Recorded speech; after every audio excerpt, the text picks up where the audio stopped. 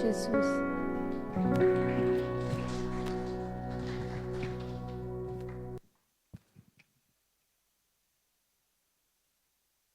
Paz, boa noite.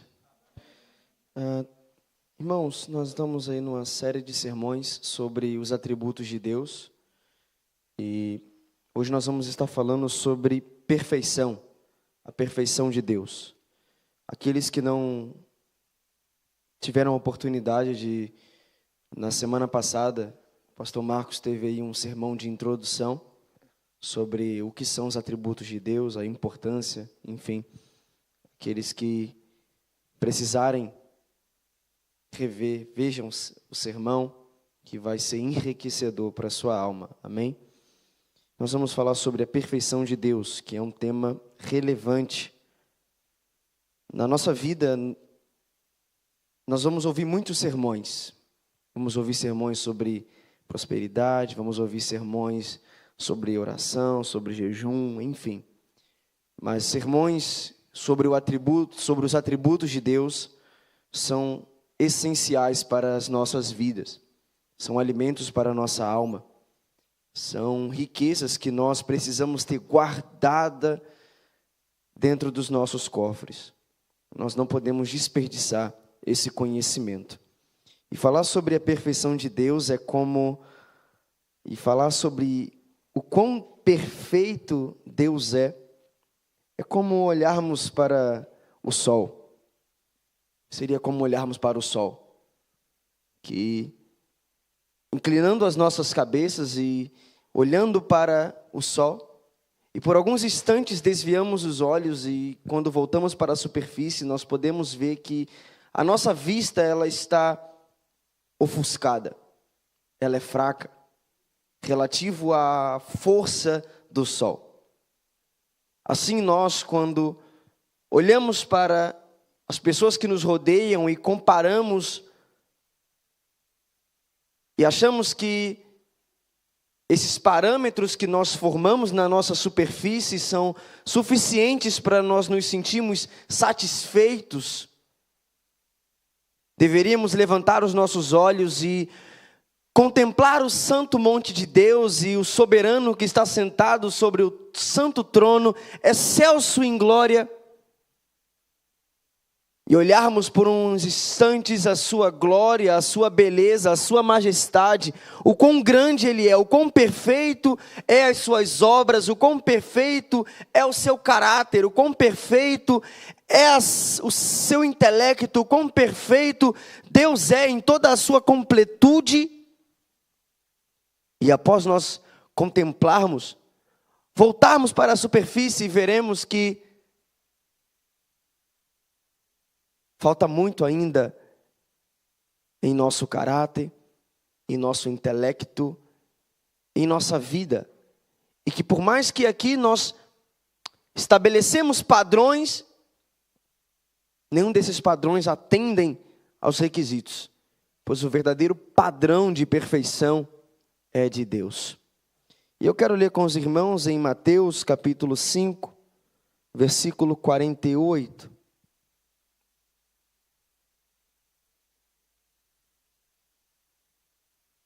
Que diz assim: portanto, sede vós perfeitos, como perfeito é o vosso Pai celeste. Irmãos, quando nós pregadores, pela misericórdia de Deus, vamos pregar, esperamos que aquilo que pregamos sejamos os primeiros a cumprir, na verdade. Porém, quando falamos dos atributos de Deus, todos nós nos aquilatamos, estamos numa posição equiparadas, iguais. Como um homem ele pode chegar a uma igualdade de perfeição de Deus? Certamente, já temos as respostas. Certamente já sabemos o que a palavra de Deus ela diz sobre essas questões. Mas a minha proposta hoje é olharmos o quão perfeito Deus é e vermos que as coisas que consideramos perfeitas na terra, talvez a nossa própria justiça, talvez o nosso próprio conhecimento, faltam muito para chegar aos pés de Deus. E que, na verdade, reconhecer as nossas debilidades, sendo levado em louvor a Deus. Jesus, nesse texto, ele louva a bondade do Pai. Ele olha para as pessoas e diz: olha, o vosso Pai, eu digo, amai aos uns aos outros como o pai ama um filho, que ele não dá pedra se um filho pede pão e não dá cobra, enfim. Assim como um pai, ele é generoso para com o filho, o vosso Pai Celeste também é generoso. E ele está louvando o perfeito amor de Deus. O quão belo é o amor de Deus, o quão perfeito Deus é, a ponto de amar pessoas que estão opostas a Ele. O quão perfeito Deus é de amar pessoas que estão sendo ainda inimigas dEle. Mas que Deus ainda os ama e manifesta o seu amor tão grande, tão perfeito a essas pessoas. Olhar esse amor de Deus mostra o quão grande é o buraco que tem no amor que expressamos. Porque é fácil expressarmos o amor a pessoas que nos fazem o bem, é fácil expressar amor a filhos, é fácil expressar esse amor. Difícil seríamos expressar amor a pessoas que nos traíram, pessoas que apunhalaram-nos pelas costas, pessoas que falaram mal. Atingir esse nível de amor, atingir esse nível de perfeição, é uma dificuldade muito grande. Algo que nós vemos que a palavra de Deus, ela diz que Deus, ele nos amou sendo nós ainda pecadores. Deus, ele manifesta o seu amor tão grande, ainda sendo nós estrangeiros, seus inimigos, diz o apóstolo Paulo. Mas Deus, ele manifesta esse amor perfeito. E é essa virtude que Jesus, ele está louvando, que ele está glorificando ao Pai, dizendo que o amor do Pai é tão perfeito que nós precisamos imitar esse amor perfeito do Pai. Mas quando nós olhamos as Escrituras, a palavra de Deus, ela fala de três coisas que Deus é perfeito. Ela fala da obra de Deus, que é perfeita. Ela fala da lei de Deus, que é perfeita. E fala do amor de Deus, que é perfeito. Mas a perfeição, alguns teólogos chegam a afirmar que é um atributo de síntese que envolve todos os outros atributos de Deus.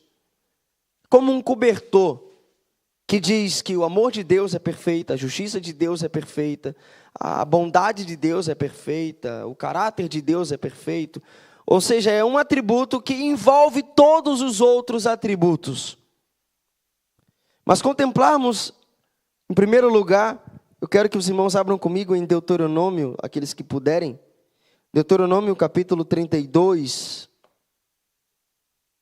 Deuteronômio 32, versículo 4.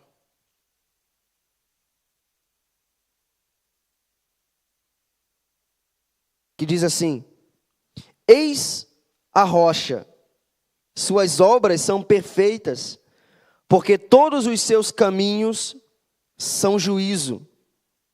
Deus é fidelidade, e não há nele injustiça, é justo e reto. Primeira coisa que nós precisamos compreender é que as obras de Deus, elas são perfeitas. A perfeição na palavra de Deus, ela tem a ideia de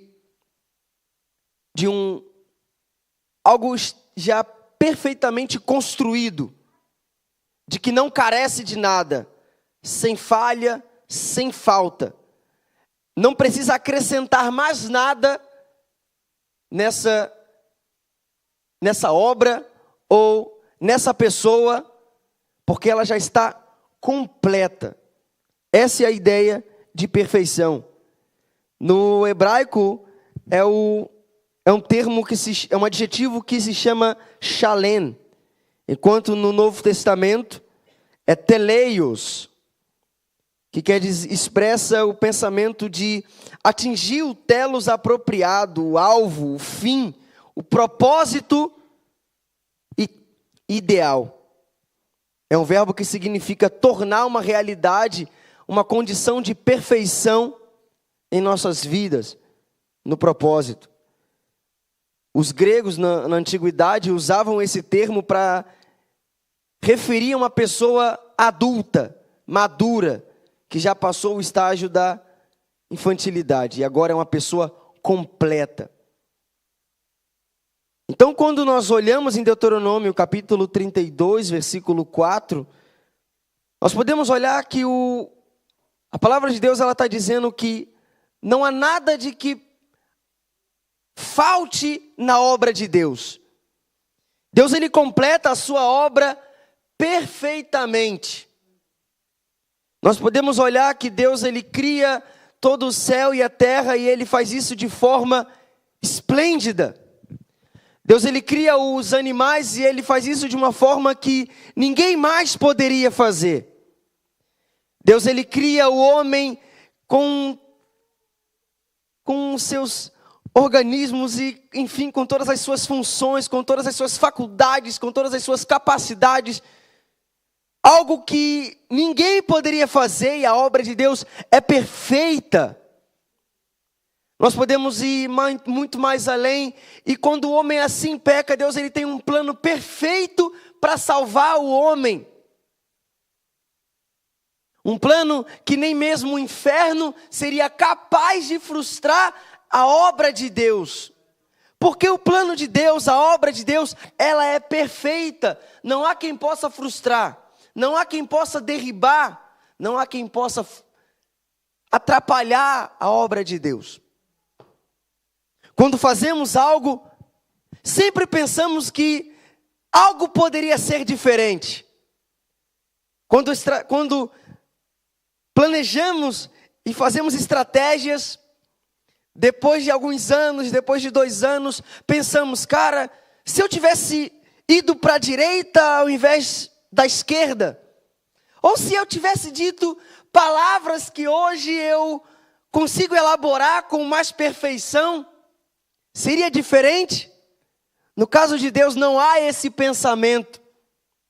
Porque Deus, ele já é perfeito em sua totalidade. Não haveria caminho diferente que ele pudesse tomar. Enquanto em nós há a dúvida, porque somos seres imperfeitos, a obra de Deus, ela é perfeita, e o caminho que ele toma é perfeito, a decisão que ele toma é perfeita, e no fim será perfeito, e ninguém irá frustrar os planos de Deus. Certa vez um jovem estava, e até lembro-me de um poema, um jovem, ele sentado, enquanto pensava, o pai olha para ele e diz, o que está a pensar? Ele pensou sobre a vida. Se tivesse escolhido fazer tais coisas e se tivesse optado por outra profissão, o que seria? O pai responde ao filho, o ruim é que nunca saberemos a resposta. Nunca saberemos. Somos imperfeitos. Mas Deus, ele faz o futuro conhecido. Ele conhece o passado, o presente. As 3 fases da nossa vida. O passado, aquilo que não podemos mexer. O presente é aquilo que estamos vivendo e o futuro que não cabe a nós definir, que não podemos alterar. Deus, Ele pode mexer. Deus, Ele conhece. O pai olha ao filho e diz: nunca saberemos. Mas no caso de Deus, nós podemos olhar para Deus e confiar que as obras dele são perfeitas. Algo que me deixa incrível, não deveria me chocar, não deveria ficar estupefato, mas que a palavra de Deus ela já nos diz que deveríamos esperar tais coisas. São pessoas que levantam-se com uma audácia, uma sutileza, a ponto de falarem que esse é o motivo de alegarem que a igreja ela está ruindo, de que a igreja está caindo, de que a igreja está perecendo. Acusações a ponto de dizerem que a obra que Deus construiu, que Deus fundou, de que a igreja está perecendo. Há uma resposta a essas pessoas, acredito que elas ignoram a história. Não é de hoje que a igreja começou a sofrer ataques. Desde a época dos apóstolos, aos dias que vivemos, a época dos pais da igreja, a igreja ela foi atacada por imperadores, ela foi atacada por reis, ela foi atacada pelo lado de dentro, ela foi atacada pelo lado de fora. Mas a obra de Deus é tão perfeita que nenhum rei, nenhum imperador, nenhum homem, nenhuma ideia foi capaz de derrubar a obra de Deus. Poderia se levantar qualquer ismo que fosse, mas a igreja de Deus ela permanecia de pé, porque o construtor da igreja é perfeito. Não é pela falta da capacidade dos homens, não é pela falta da capacidade do intelecto dos homens, mas é porque a igreja ela está ancorada na perfeição da obra de Deus. Sabe, Billy Graham disse: não se preocupem, eu já li o final da história e Deus vence. Deus é perfeito, a sua obra é perfeita, e ninguém pode frustrar. Com isso podemos concluir que vale muito mais a pena confiarmos nas obras que Deus tem para as nossas vidas, naquilo que Deus tem para a nossa vida. Estivemos em Alverca, foi sábado passado, é onde Deus ele fala para o povo: os planos que tenho para vós são melhores, e os meus pensamentos são melhores, os meus caminhos melhores. Confiaríamos em conselhos de homens que são incertos, ou confiaríamos no conselho de Deus, que os seus caminhos são melhores? Quero avançar com os irmãos. Abram comigo em 2 Samuel capítulo 22, versículo 31. Diz assim: o caminho de Deus é perfeito, e a palavra do Senhor é provada. Ele é escudo para todos os que nele se refugiam. Irmãos, acredito que você já se encontrou com pessoas que envergonham-se do seu passado. Vergonha do seu passado. Pessoas que carregam grandes culpas, grandes traumas, por andar segundo as suas aptidões, segundo as suas opiniões, segundo os seus apetites. Pessoas que carregam essas feridas, quando elas percebem que Deus tem um caminho perfeito, traçado para aqueles que decidirem trilhar esse caminho de perfeição, elas irão viver como à beira de um manancial, seguros, aonde terá providência direta para a sua alma. Veja que diz: o caminho de Deus é perfeito. Um líder, quando ele se estabelece numa nação, ele sempre tem um caminho para trilhar aquela nação. Ele sempre tem uma rota, ele sempre tem algo para onde destinar aquele povo. Moisés tinha um destino para levar o povo. E nós podemos ler nas histórias, todos os líderes que se levantaram, eles tinham ambições e eles tinham planos para chegarem naqueles objetivos. Assim é Deus conosco. Deus, ele tem um plano para as nossas vidas, ele tem um alvo para as nossas vidas, ele já traçou uma rota para nós. Basta nós nos lançarmos em confiança em Deus e trilharmos esse caminho perfeito. Mas o que acontece se não trilharmos esse caminho perfeito de Deus? O que acontece? É o que o salmista Asaf diz, que os homens ímpios, eles andam como que num chão escorregadio, e a qualquer momento eles podem cair, porque o caminho que eles andam não é perfeito, não é rocha, não é sólido, é algo construído sobre as mãos dos homens, e as mãos dos homens, ela é falha, ela faz obras falhas. Mas o caminho que é construído pela mão de Deus, pela sabedoria de Deus, este caminho é perfeito. Nós podemos olhar, irmãos, na palavra de Deus, e nós vemos dois reis, o rei Saul, que andou segundo a sua vontade, segundo o que ele pensava. Deus lhe dava o que ele tinha que fazer, e ele fazia ao contrário do caminho que Deus lhe tinha direcionado. Nós vemos que a vida de Saul é uma tragédia. Mas nós vemos outro rei, que é o caso de Davi. E Davi, apesar de ter errado, apesar de algumas vezes ter manquejado no caminho, não afastava-se do caminho de Deus. E por ter decidido profundamente na sua alma de trilhar esse caminho perfeito, nós vemos que a sua história foi totalmente diferente de Saul. Há dois tipos de homens: homens que irão trilhar o caminho perfeito de Deus, e homens que irão trilhar os caminhos tortuosos construídos pelas mãos dos homens.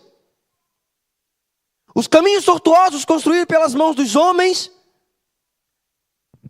é a sabedoria humana, é pela malícia, é pela dissimulação, é pela sagacidade do homem, é pela a sua astúcia. Mas os caminhos construídos pela mão de Deus, que é o caminho perfeito, aquele caminho que irá ser um caminho seguro para as nossas vidas, porque Deus, ele cerca esse caminho com a sua graça e com a sua misericórdia, é ladeado pelas cercas de Deus, que impede que as nossas almas sejam atacadas pelas malícias de Satanás. Esses caminhos são perfeitos porque são construídos por Deus. Na história temos testemunhos de homens que trilharam esse caminho. E a história está repleta deles, repleta desses homens. Homens que abriram mão do mundo, do caminho do mundo, para andar no caminho de Deus. Haviam dois jovens na época dos morávios, e esses jovens, isso quem contou foi Paul Walsh, e esses jovens, enquanto um dia um ex-escravo foi pregar na igreja desses jovens, onde estavam esses dois jovens, e eles ouviram um sermão de como havia muitos escravos em determinados lugares que nunca tinham ouvido falar da palavra de Deus. E enquanto aquele ex-escravo pregava, aquele homem já liberto, convertido, pregava, 2 jovens em seu coração sentiram o calor de espalhar a palavra de Deus a essas pessoas que ainda não tinham ouvido falar da palavra de Deus. Quando o sermão acaba, aqueles 2 jovens aproximam-se do pregador e dizem: olha, nós queremos ir a esses lugares. E o pregador lhe diz: olha, você não entendeu, para você ir a esses lugares, você também tem que ser um escravo. Você não chega nesses lugares sem ser escravo. Então os jovens falam: não, nós estamos decididos. Se é esse o preço que temos que pagar, nós iremos pagar o preço. Então aquele homem olha e fala: não, vocês não sabem o que é ser um escravo. Então ele tira a camisa e mostra as costas. Enquanto aqueles jovens olhavam e diziam: é esse o preço? É pouco para o que o nosso Senhor pagou por nós. Estamos decididos a levar a palavra de Deus a essas pessoas. Jesus me chamou e eu trilho esse caminho, custe o que custar. Eram jovens mais ou menos da nossa idade, né? Que só tem pessoas novas. O pastor Marcos é novo. Ele estava mais cedo dizendo: minha mente é nova, o meu corpo não acompanha, mas a mente está novíssima.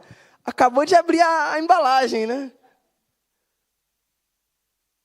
E aqueles jovens decididos a pregar a palavra, jovens novos, enquanto eles estavam sendo algemados, os seus amigos olhavam para eles e diziam: vocês querem mesmo fazer isso? Vocês têm uma vida pela frente. Vocês vão deixar de casar, vocês vão deixar de estudar, vocês vão deixar de construir uma família para trilhar esse caminho. E é o que o mundo tenta. Ele tenta a todo momento persuadir-nos a deixar o caminho perfeito de Deus. Aqueles que já leram O Peregrino, ou que ao menos já viram o filme, quando ele sai da cidade da destruição, há pessoas gritando para ele parar, há pessoas dizendo: você tem família, você tem filhos, mas ele tampa os seus ouvidos e diz: cidade eterna, cidade eterna. Porque o homem de Deus, a mulher de Deus, quando ela trilha o caminho perfeito de Deus e ela tem conhecimento de que o caminho de Deus é perfeito, totalmente diferente do caminho do homem, e ele tem diante dos seus olhos a cidade eterna, a cidade celestial, o Deus soberano, nada nesse mundo pode persuadi-lo a deixar o caminho perfeito de Deus. Jonathan Edwards, ele diz: Senhor, grave os meus olhos na eternidade, grave a eternidade nos meus olhos. O caminho de Deus é perfeito. Nós conhecemos jovens e conhecemos pessoas, como disse no início, traumatizadas pelas suas próprias escolhas, por trilharem os seus próprios caminhos. Mas quando trilhamos o caminho perfeito de Deus, é o que a palavra de Deus diz. Ela é provada, o caminho de Deus é perfeito. E ela é escudo. Isso é incrível, esse caminho é um caminho protegido. Protegido. Enquanto o mundo ele está andando pelas suas próprias opiniões, pelas suas próprias ideias, e achando que são o máximo, o caminho deles está emburacado, precisando de reformas a todo momento. O de Deus não, o de Deus não precisa de reformas, porque já é perfeito. Eu quero avançar com os irmãos. Quero que os irmãos abram comigo em Tiago. Tiago, capítulo 1. Versículo 25. Diz assim: mas aquele que considera atentamente na lei perfeita, lei da liberdade. Olha que é incrível. Ele fala, aquele que considera, olha incrível. Primeiro, considerar a lei de Deus. Esse texto aqui para mim, irmãos, é incrível. É incrível. Quando você lê Platão, Sócrates, Aristóteles, e você vai ler Nietzsche, e você vai ler todos esses caras, e você olha e você fala, cara, que sabedoria, que caras inteligentes. Mas aí quando você pega esses caras e coloca eles de frente para a palavra de Deus, esses caras perdem brilho, eles perdem de lavada, é 7-1, nenhum, eles ficam no 0. Porque a lei de Deus é perfeita e ele mostra, considere, vamos lá, considere a lei de Deus. Atentamente, uma lei perfeita. Thomas More, né, no seu livro Utopia, fala que a lei ela é imperfeita, né, e que há muitos buracos, enfim. Mas a lei de Deus, não. Na lei de Deus é impossível o culpado ser inocentado. O culpado que não aceitou o perdão, né? Aquele que não foi lavado por Cristo. Mas aquele cara que é rebelde de fato, ele não vai chegar lá no dia do juízo e falar, Senhor, fui um bom filho, ótimo filho. Dia das mães eu dava presente para minha mãe. Mesmo eu estando longe, eu ligava para ela todo dia. Além de ser um bom filho, fui um bom funcionário. Nunca me atrasei no trabalho. Nunca faltei. Muita gente aqui já está falando, ainda bem que a gente não depende disso para ser salvo. Ele vai olhar e falar, Senhor, nunca roubei nada de ninguém. Fui também um bom pai, um bom esposo. Ensinei meu filho a ser um bom homem. Nunca maltratei minha esposa, sempre cuidei dela. O próximo eu nunca pisei, nunca passei por cima dele. Consegue compreender a arrogância desse camarada? Deus irá olhar para esse cara e vai dizer, a sua justiça não se compara com a minha. Isaías olha e diz que as nossas justiças são como trapos de imundícia perante Deus.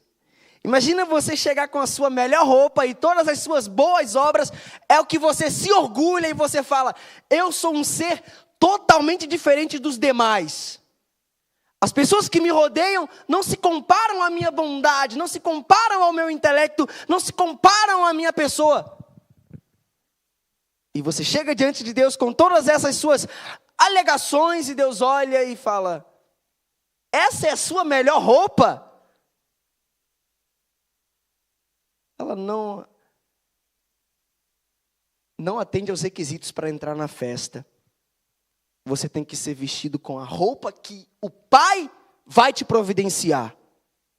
Não com a que você chega, mas é com que o Pai Celestial te dá para você participar da festa. Mas vamos lá, vamos avançar. Incrível que ele fala, lei da liberdade. Porém, aqui é um paradoxo gostoso. Por quê? O que é liberdade? Liberdade é nós... É o quê? A ausência de lei. É eu virar... meu pai amado, eu fiquei tão empolgado que foi até mais para trás. A ausência de lei. É o fato de eu passar na rua e eu olhar uma árvore com uma manga, um pé de manga, né? Enfim, eu quero pegar esse pé de manga. E eu vou lá e pego o pé de manga, liberdade. Depois do pé de manga, eu passo na casa do vizinho, enfim, pulo lá e pego outro pé de manga. E pego outra manga de um pé de manga. E vou indo. Isso é o quê? Liberdade. Porém, a lei, ela olha e fala assim, não. Temos que respeitar o espaço do fulano, do ciclano. Aí o cara ele já não pode mais pegar aquela manga. Porque é do outro. Então ele se tornou o que agora? A lei fez o que com ele? Restringiu ele. Mas aqui o apóstolo Tiago está falando algo diferente. Lei da liberdade. Por que lei da liberdade? Nós somos governados pela nossa natureza. E a nossa natureza é o quê? Caída. O homem, ele anda segundo as suas vontades, segundo os seus apetites. E esses apetites levam diretamente para o oposto da palavra de Deus. Para o oposto da palavra de Deus. Esse homem, ele é o quê? Escravo de si próprio. Escravo do pecado. Enquanto o homem acha que ele vivendo da maneira dele, da forma dele, de como ele bem entender, ele é escravo de si próprio. Ele não tem domínio sobre as suas próprias vontades, sobre as suas aptidões. Ele não tem domínio. Ele é como um porco que solta e vai direto para o chiqueiro, vai direto para a lama. Mas o homem, quando ele está andando na lei de Deus, esse homem é livre, porque ele domina esse lado dele. É o oposto.